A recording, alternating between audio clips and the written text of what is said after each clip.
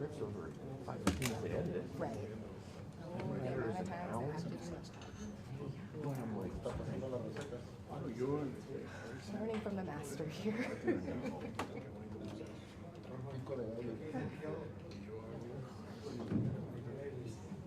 Estamos hablando de comida y yo con hambre. De salsas. it's almost like you're like, Yo no tengo. you know, it's like, dude, Esta es la salsa mía. it's like, They just don't care. Like the shows. their shows are, I get Oh yeah. every kid is special. Yeah. And they feel that way, and that's fine, but it's also like, I mean, if I do this, this is going to affect you. So, well, I don't care how I know you don't care, it'll affect you. yeah. So, So, have that talk but yeah, about this talk security and discuss it. Yeah. And I've had them do it, and I remember somebody, they were like, oh, you're cool. Let them wrestle it out. Yeah, let them fight. I don't know when that happened. Right. But you know that you'll be protected. Well, no, I'm not protected, but it's one of those things. What are you gonna do? If I miss my like, hey, I did the stream stuff. You didn't stream it, you'll be like, oh, what they'll say, oh, that's what did you tell them? Right. I did. Yeah. So I'm gonna tell you now so you can play. I'm That's playing. true. Tell them now so they can make a plan there. Yeah. Yeah. Figure it out. Do it. Or just have them pull sound bites from this thing for the previous. You know, I got it in the script. Yeah. I told them, nobody writes it. I write for it. Yeah.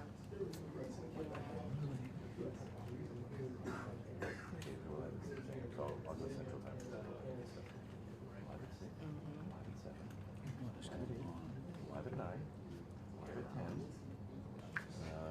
Didn't do an 11 when I actually get to grab something at Flosky's to use the restroom. Yeah. Wrote the script, and they're like press conference. I'm like, okay, let's guess what we're gonna say based on this because I had that new recording we did make a call. So he stand by there. Our guy got, I think everybody got. Nosotros somos muchos So it's like, you know, we already sent it for that. Well, now we get to send it. It's like, we can do it.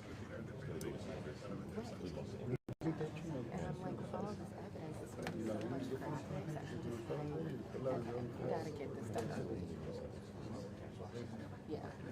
But I want them to say that because, you know, we're inaudible. Yeah. Yeah. Where did we put it? It's 2:26 Eastern Time. It's supposed to be out at 3 o'clock. I did do this, and then I'm going to voice it. They're like, we'll write it. I'm like, thank you. I'll voice it for you guys. Give them time to edit it and push it down. But it's like, it's not like I'm You still gotta have time to do all of that.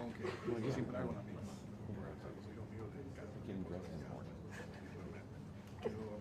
Quiero tener como My clothes on. Grab a cup of coffee. Like, I can't do it all at one time. Yeah. And then when they keep calling, I'm always like, I told them before, me talking to you slowing me down. I've got an order, let me get it done. Okay. No. That's a good one. Well, yeah. If they call me up time. Yeah. Yeah.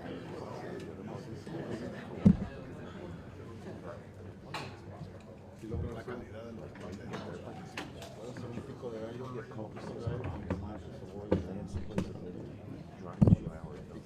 Still be up. Yep. And go all day. And then go off. And then, you know, other people are like, oh, they work more than 3 hours. I'm like, hold up, that's amazing. How do you do that?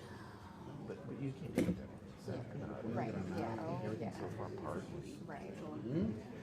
So, it's like, I say this all the time. I say no. People get it. Well, and some people do.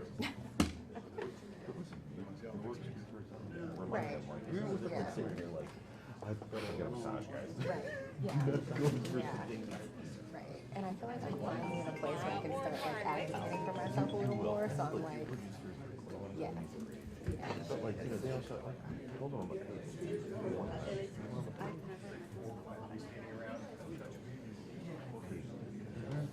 where were you? Okay. Hey, we're not Yeah. we're at school or or something, or something horrible. Like, we can't do that anymore. They literally have to give me letters. And oh, They don't even think about that. Yeah. and it's like That's they always the hard really one, gotta go. especially in disaster zones when I'm like, where do we get back from this? Like, yeah. Oh yeah. Oh yeah. But like, Yeah. Yeah. And I really try to get in my mind, if it's that important, they should send 2 people. Like, I'm only one there's person. only one person. Sí. And listen, we have Dale, yo te aviso. I've had a few. All right, thank you.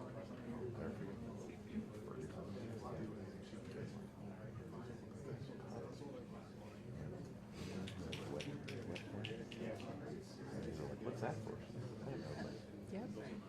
What? You can do that? I'm like, yeah. What do I have to do if I do? I'm like, that's a you question. That's not a me question. You gotta ask yourself that. Oh my. I'm like, Yeah. Welcome to. this ain't no hobby. Yeah. Like, this is a job. Like, Seriously. you gotta figure it out. Because no, you're not gonna do it for me. Yeah, so I mean, That's why I'm finally feeling confident in being like, okay, like, yeah. bro, we can do it. Right. Right. Because it's funny, sometimes I don't think about this. My career's not bad. And I feel like that's where we luck out because the crews are unionized and they don't get that lunch break. And so it's like, hey, we gotta get the crew out. Absolutely, too, but they'll take work. But still, like, stuff, I'm like, Yeah. Yeah. I don't know what to tell you. Like, Yeah. my guy's gonna go. We gotta go.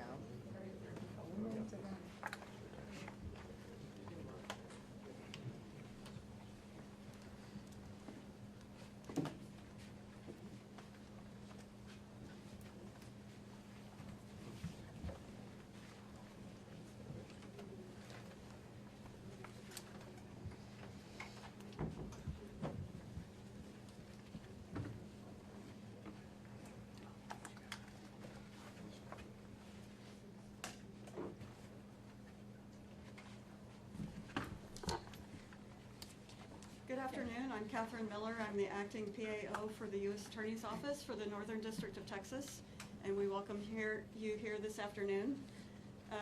At the podium today is Nancy Larson, the acting U.S. Attorney for the Northern District of Texas, and she's joined by Joseph Rothrock, the Special Agent in charge of the FBI, Dallas. With him is Marcos Charles, the Acting Executive Associate Director of ICE's Enforcement and Removal Operations. We also have Josh Johnson, the Acting Field Office Director, ERO Operations, Dallas Field Office. Travis Pickard, Special Agent in charge of HSI, Dallas. And Benny Mims, Special Agent in charge of ATF, Dallas. At the back, I will be putting a sign-in sheet for all media, so please, before you leave, add your information so that we have that. And following the remarks, we will have a brief period for questions and answers. Please remember to identify yourself and your media affiliation when you ask a question. And with that, I'll turn it over to Acting U.S. Attorney Nancy Larson. Good afternoon, everyone. Thank you for being here today. This is the 3rd time in my short 4-month tenure as the acting United States Attorney for this district where we have suffered violent attacks and threats at ICE facilities. First, you'll recall July 4th, 2024, the violent attack on the Prairieland facility in Alvarado, Texas. The second occurred on August 25th, 2024, when Bratton Dean Wilkinson, who stands charged by federal complaint, pretended to have a bomb. He showed up at the ICE facility with a backpack and something that looked like a detonator on his wrist and threatened the facility. Third, of course, is yesterday's attack, September 24th, 2025, when the Dallas ICE facility was riddled with gunfire, costing the life of 1 detainee and injuring 2 other detainees critically. Initially, I want to commend the cooperation of the Dallas Police Department, the Dallas County Sheriff's Office, the FBI, the ATF, ICE, and HSI for their swift and decisive response to this crime. Members of these agencies quickly secured the scene and the evidence and worked tirelessly to determine any continuing threat. Due to their efforts, it did not take long to ascertain the identity of the shooter, who was deceased by a self-inflicted gunshot wound, and that he very likely acted alone. His name is Joshua Yan, 29, of Fairview, Texas. Let me just review a very brief summary of the timeline of yesterday's attack. We believe at some point around 3 o'clock in the morning that the suspect was seen driving on footage with a large ladder on his car. And we believe that that is what he used to position himself on top of the building. The shooting itself started at approximately 6:30 a.m. After the shooting started, Dallas Police Department arrived en masse, secured the scene. Law enforcement officers found the sniper dead. They found bullets on the rooftop, one of which was labeled with the words anti-ICE. That morning, gunshots sprayed the length of the building, the windows, and law enforcement vans that were in the Sallyport area. Detainees were struck by these bullets. One was killed, 2 were wounded, and both of them are undergoing treatment. Shortly thereafter, the FBI began its meticulous work at the crime scene. At the same time, we obtained and executed multiple search warrants yesterday for devices and locations associated with the sniper. FBI agents executed a search warrant at the sniper's residence yesterday, and there found a collection of notes. First, I want to point out that one of these notes or papers, the sniper explicitly states, "Yes, it was just me." That statement appears to be correct at this point in the investigation. Notably, these loose notes included a game plan of the attack and target areas at the facility. He called the ICE employees people showing up to collect a dirty paycheck. He wrote that he intended to maximize lethality against ICE personnel and to maximize property damage at the facility. He hoped to minimize any collateral damage or injury to the detainees and any other innocent people. It seems that he did not intend to kill the detainees or harm them. It's clear from these notes that he was targeting ICE agents and ICE personnel.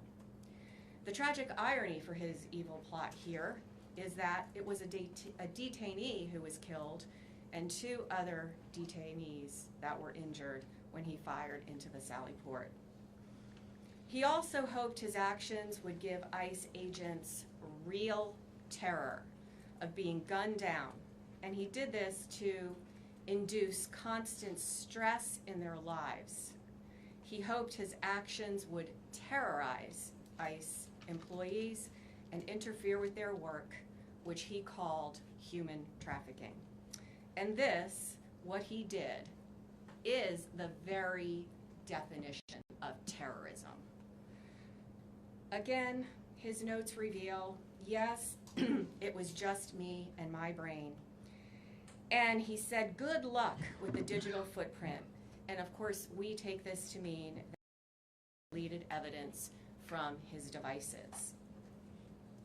His words were definitively anti-ICE. That said, we did not find evidence of membership in any specific group or entity, nor did he mention any specific government agency other than ICE. Among his papers, though, was a handwritten note in which, in crude words, he expressed his hatred for the federal government. Finally, I want to address the heroism of our federal agents yesterday. While under fire ICE agents and ATF agents who were also present in the facility's Sallyport area worked together to remove detainees from the vans and get them to safety while the bullets were flying. These agents were heroic, clearly willing to lay down their lives to save the lives of the detainees in their custody. And that's an extremely important point to make at this point in time.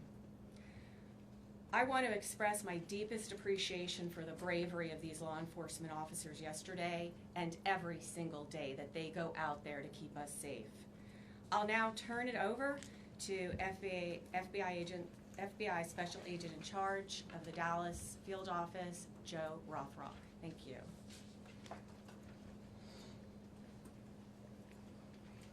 Good afternoon. First, I'd like to start by thanking our acting United States Attorney, Nancy Larson, and her office for their support during this investigation. My name is Joe Rothrock, and I'm the Special Agent in charge of the FBI's Dallas Field Office. Yesterday morning, Joshua Yan carried out a targeted, ambush-style attack on law enforcement. Today, I will provide you with some updates of what we've learned through our investigation to date, to include Yan's own words in his handwritten notes. Yan specifically intended to kill ICE agents. He fired at transport vehicles carrying ICE personnel, federal agents, and detainees. He also fired multiple shots into the windows of the office building where numerous ICE employees do their jobs every day. We now know that Yan engaged in significant high degree of pre-attack planning. He searched for information about the office building and how to track ICE agents' locations. Yan also acknowledged the potential for other casualties. He knew with a high likelihood ICE detainees would be transported that morning in the exact location where he was facing from his perch on a nearby rooftop. Yan's attack did in fact result in the tragic death of one detainee and the injury to 2 other detainees. We have been able to confirm that Yan legally obtained an 8mm bolt-action rifle he used in the shooting in August of this year. Based on our investigation to date, we believe Yan acted alone, but I'll stress our investigation continues. This attack yet again underscores the dangers that law enforcement face daily. We continue to see an increased threats against law enforcement. This is the second attack in recent months on ICE facilities here in North Texas. I do want to take this opportunity to thank our law enforcement partners, some of whom are here with us today. When Yan began firing, agents from both ICE and the ATF put themselves in the line of fire to move individuals off the transportation vehicles in an attempt to protect and rescue those that were injured. I want to thank them for their bravery. The Dallas Police Department and the Dallas County Sheriff's Office also quickly responded to the scene without any hesitation and ran towards danger. Ultimately, they located the shooter, who was deceased by an apparent self-inflicted gunshot wound.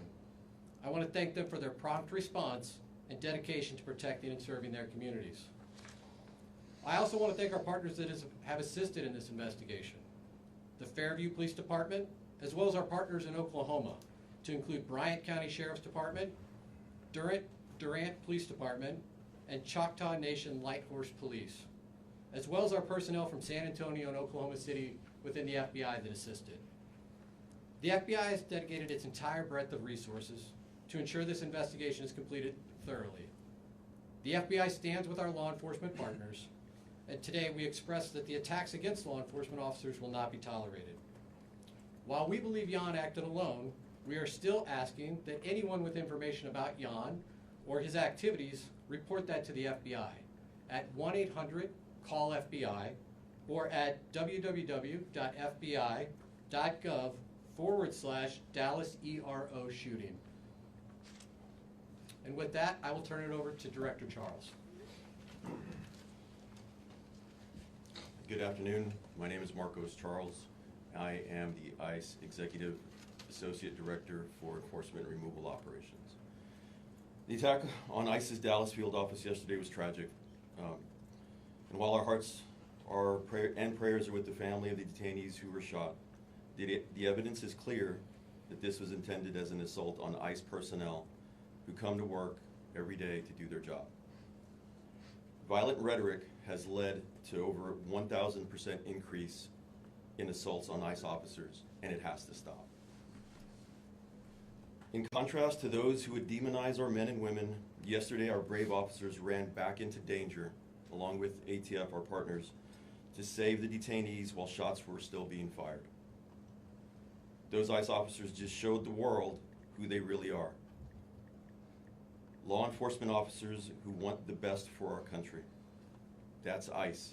Integrity, courage, excellence. They were willing to put their lives on the line to pull detainees out of the transport van to get them to safety. They are heroes, and I hope the media has the integrity to shine a light on this story. Enough is enough with the harmful lies and violent rhetoric. It has to stop.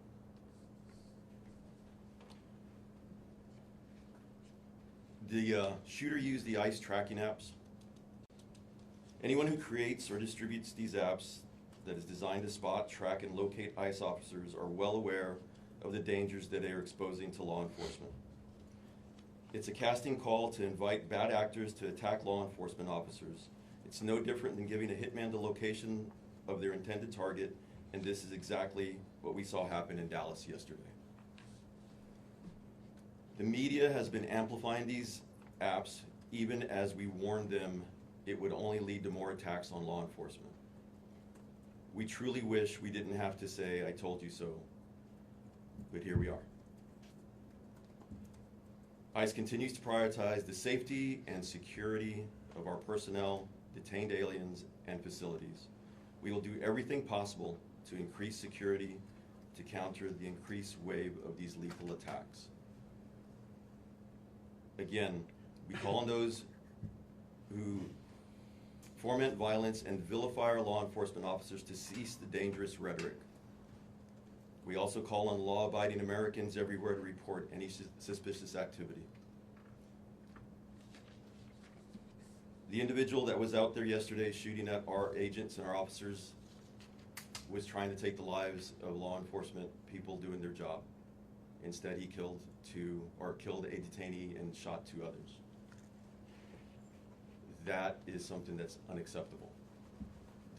The rhetoric that's out there on social media, the rhetoric that is being said by some community leaders in other states needs to stop. There's been an increase in violence against ICE agents, not only in Texas and Dallas, but across the country in violent protests. Again, I ask everybody to just stop. Thank you. So we're going to open it up to questions now. So if you have a question, we'll direct it to the appropriate person. You're first up. Sean Murphy with the Associated Press. Can you tell an estimate of how many shots were fired and how he was able to get those off so quickly with the bolt-action rifle? Yeah, so how I'll answer that at this point, again, I'll just remind you, this is an ongoing investigation. The ICE facility, the ICE office, really, it is a business office. This is where business is done on a daily basis by our partners at ICE. That is still an active crime scene. We still have personnel out there. As I mentioned earlier in my remarks, we brought in resources from San Antonio, Oklahoma City, obviously our own FBI resources here in Dallas, as well as folks from our lab, because we are going to do a thorough and exhaustive investigation and make sure that we have a full accounting of all the evidence that's at that scene. Again, those efforts are ongoing at this time. I'm going to go here real quick. Thank you. Can you talk to us more about the detainees in the van? Were they transported to Alvarado, Texas, or what happened to them? So you're referring to detainees that were not injured? Correct. And Yeah. if you could give us an update on the ones that are injured, identities, nationalities. So I won't be providing any updates at this time on the identities of the detainees that were injured. ICE has a process from notifications to consulate and to next of kin. That process is ongoing, and so we'll defer to our ICE counterparts at some point to determine when it's the right time to release that information. The other detainees remain safe. They are victims as well of this violent crime, and they are people that we are actively interviewing as part of our investigation. Right here in front. Hey, Matt Kyle, Dallas Morning News. Ms. Larson had referenced anti-government, anti-federal government statements that Mr. Yan had made. Is there any more information y'all can release about what exactly was in those writings? The clearest motivation for this attack are his own words. In his handwritten notes, he says, "I want to cause terror." He doesn't want to just impact the ICE agents and the law enforcement agents that were carrying out that mission yesterday. He wants to impact ICE agents and law enforcement across the country. Again, his words, cause terror for those employees across the country. Over here. Shannon Miller with NBC DFW. Any indication how long the suspect had been planning this attack? Well, this is, again, as I referenced in my remarks, this is significant pre-planning months in advance. We know that he obtained the firearm in August. We also know that he was looking at a number of DHS facilities and he had downloaded that information. He was looking at the apps, as my counterpart mentioned, to see where ICE agents would be. So this was not something that just occurred yesterday. It came to a conclusion yesterday, but this is something months in the making. Priscilla Thompson with NBC Network News. From what we have heard, this person was not particularly political. Was there anything that you all have found in terms of an inciting incident that led him to commit this attack? Unfortunately, the challenge with these mass casualty incidents is people can be motivated to violence by any number of grievances. In this case, the clearest indication of motivation are his own words. He wanted to cause terror. He wanted to harm ICE personnel. Hilda Duarte, Echo Latino Radio. The deceased shooter, did he have a relation with somebody who had been detained by ICE or mistreated by ICE for him to act this way? Again, the clearest motivations at this point are the harm he wanted to cause to ICE. We're not aware of any specific relationships he had with anybody in detention. But again, our investigation's ongoing. We're going to unturn every stone here, and so that continues. So. Hi, Omar Villafranca with CBS News. Secretary Noem has asked for increased security at ICE facilities across the country. Can you say what is going to be done to harden these facilities to protect agents and detainees? So I cannot say what will be done by our partners at DHS to harden their facilities. What I can say, and I can draw upon just our recent experiences here in North Texas, is we've seen attacks now, 2 ambush-style attacks, where law enforcement was the target of individuals who did significant pre-planning and coordination to set up law enforcement, again, in an ambush-style attack. But anything that they physically are going to do for these facilities since they're still operating to protect them? There's still no barrier up or anything like that at this facility. I would need to refer to my partners advising that. Yeah, so currently, we're looking at hardening some of our facilities. Also, I don't want to give away any operational security as to how we're going to be doing that. But there are plans? There are plans to harden some of our facilities. Robbie Owens, CBS News, Texas. Were the Yon family immigrants? Mr. Yan was not an immigrant. He was a United States citizen. He was here legally. I won't be going into the details on anybody other than Mr. Yan at this time. Yeah. You talked a little bit about the ICE agents, or the agents that were there at the location that helped when shots were beginning to fire. Can you give us some more perspective on what the situation was with the detainees that were in the vans? Were they handcuffed? Were they shackled? Why weren't they able to get out of the vehicle by themselves? Again, these were individuals that were detained by law enforcement. There were multiple transport vehicles at the facility at that time. Again, what I would stress at this point is under gunfire, multiple federal agents ran into that fire to remove these individuals and to attempt to render life-saving aid under the most dire circumstances. And just for clarity, they were restrained. They were being, the individuals in the vans were being restrained. It's a proper procedure for transport. The individuals that are brave men and women that went out there to go help and rescue were the ones that were injured and could not leave the van on their own. And we know that that's common because we've seen obviously transports before. So we just wanted clarity to understand why they weren't able to leave on their own. The other individuals that were in the van were able to leave on their own. It was the ones that were injured were unable to exit the vehicle. Sir. Yeah. Have you guys gotten any cooperation from the suspect's family and this idea that the anti-government, federal government attitudes, were there, have any family members expressed any signs that we knew that this was happening, or was this just all kept to himself? Teaser. Yeah, as is common in these investigations of mass casualty incidents, we are going to interview everybody we can identify that might have information about the motivations or who might have information about the pre-planning or who may have assisted in this attack. I won't be outlining every interview we conducted today, but we will be doing a thorough investigation. And again, one of the reasons we ask for additional information for the public is if there are those out there that had contact with Jan, we would like to hear from them, and we would like to gain an understanding of what their relationship was. Is his family cooperative? I won't be going into details about other aspects of the investigation. Luke Clary, WFAA. Can you expand on why you believe that he acted alone here, and can you go into it all, any activity he may have had in online forums or communities that may have influenced his action? So again, the totality of our investigation includes interviews, canvassing areas, collecting surveillance video. We're certainly looking at his digital footprint online as well as digital devices. I'm not going to outline the details from every one of those. Again, his own words called out that he committed this act alone, and all the evidence we have to date would indicate that that's accurate. Alex with Fox 4 News. You mentioned that the ICE facility, I believe, is still an active crime scene. Can you talk about what will happen in the coming days with that facility? Are there detainees being held there? Have they all been taken away? Is it operational as an office? It is going to remain an active crime scene for some time. Again, we will be there as long as it takes to make sure that we've captured every piece of physical evidence.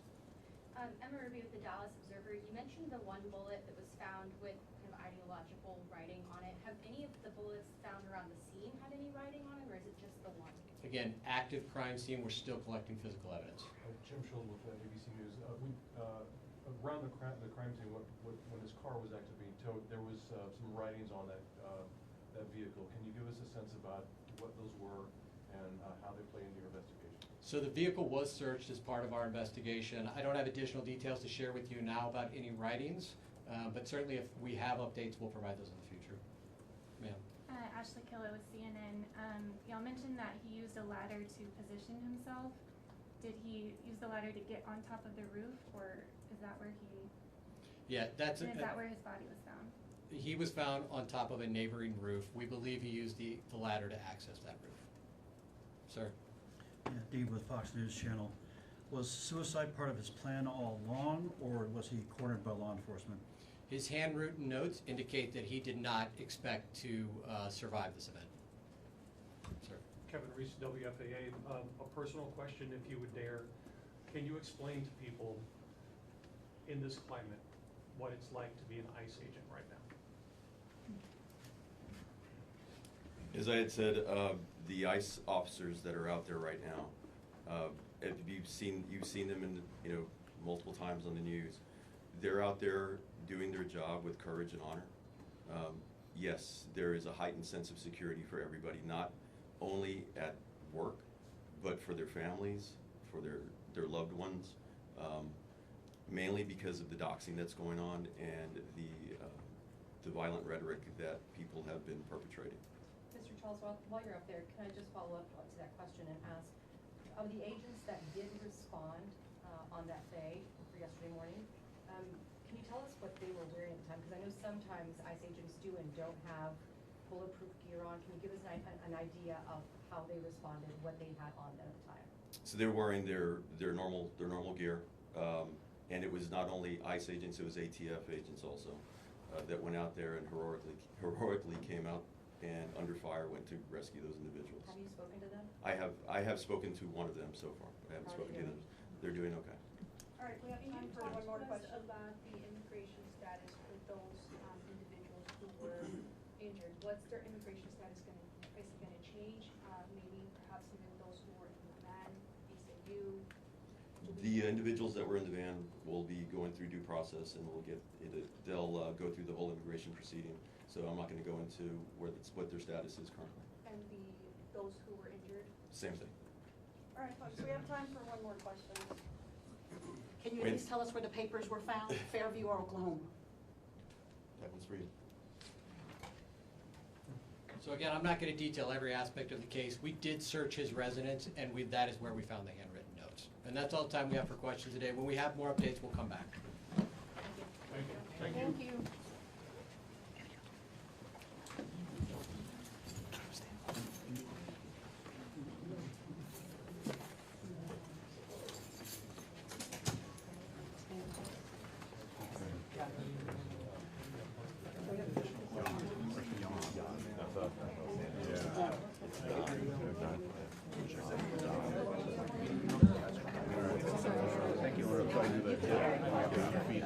I'm just gonna remind you, I should have put this up before we started, but please sign in.